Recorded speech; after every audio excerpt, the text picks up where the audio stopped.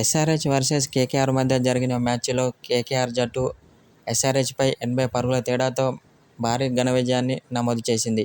అయితే ఈ మ్యాచ్లో తొలుత బ్యాటింగ్ చేసిన కేకేఆర్ 6 వికెట్లు నష్టపోయి 200 పరుగులు చేసింది. అనంతరం లక్ష్య చేరువలో బ్యాటింగ్ చేసిన ఎస్ఆర్హెచ్ టీం కేకేఆర్ బౌలింగ్ ధాటికి 120 పరుగులు చేసింది. దీంతో 80 పరుగుల తేడాతో ఓటమి చెందింది. ఈ ఓటమితో హ్యాట్రిక్ ఓటమిని మూటగట్టుకుంది సన్రైజర్స్ హైదరాబాద్ జట్టు. అయితే అనంతరం ఎస్ఆర్హెచ్ ఆటగాళ్లపై కీలక వ్యాఖ్యలు చేసిన శ్రీలంక మాజీ కెప్టెన్ కుమార సంగక్కర. అయితే ఈ మ్యాచ్లో ఎస్ఆర్హెచ్ ఓడిపోవడానికి ముఖ్య కారణం ఎస్ఆర్హెచ్ బ్యాటింగ్ వైఫల్యమని చెప్పుకొచ్చాడు.